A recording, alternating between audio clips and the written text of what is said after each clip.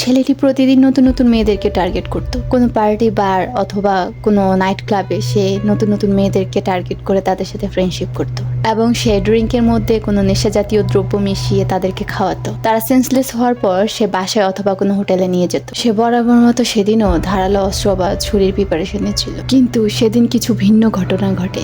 তার পূর্বের টার্গেট হওয়া কোনো এক মৃত মেয়ের আত্মা ওই মেয়েটির শরীরে প্রবেশ করে এবং সাথে সাথে বাসা থেকে বের হয়ে চলে আসে। মেয়েটি বাইরে বের হয়ে, অর্থাৎ সেই আত্মাটি বাইরে বের হয়ে মেয়েটির ফোন দিয়ে তার ফ্রেন্ডকে কল করে। সে তার ফ্রেন্ডের কোনো উত্তর না দিয়ে ডিরেক্টলি তাকে বলে যে কারটি নিয়ে ঠিকানা অনুযায়ী চলে আসতে। তার ফ্রেন্ড যখনই কারটি নিয়ে ঠিকানা অনুযায়ী চলে আসে, সে তার ফ্রেন্ডের সাথে বাসার উদ্দেশ্যে রওনা দেয়। কিন্তু তৎক্ষণাৎ সে পথের মধ্যে কি যেন একটা চিন্তা করে কার থেকে নেমে যায় এবং আবারও সেই ছেলেটির বাসার সামনে আসে। সে বাসার সামনে এসে দেখতে পায় যে বরাবর মতো সে আরেকটি মেয়েকে টার্গেট করে বাসায় নিয়ে এসেছে। তখনই আত্মাটি পরিকল্পনা করে ফাঁসির দড়ি গলায় লাগিয়ে ঝুলে থাকে। প্রথমে হোটেল স্টাফ যখন দেখে ছেলেটিকে ডাক দেয়, ছেলেটি আসার পর খুবই ভয় পেয়ে যায় এবং ছেলেটির সাথে যে মেয়েটি ছিল মেয়েটিও অনেক ভয় পেয়ে যায়। তারপরে হোটেল স্টাফ পুলিশকে কল করে এবং হোটেলে আসতে বলে। ততক্ষণে পুলিশ এসে ওই ছেলেটিকে ধরে নিয়ে যায়। এভাবে ছেলেটিকে মেয়েটি ধরিয়ে দিতে সক্ষম হয়, তবে অর্থাৎ আত্মাটি, এবং আত্মাটি অনেক বেশি খুশি ছিল সে তার প্রতিশোধ নিতে পেরেছে। তারপরে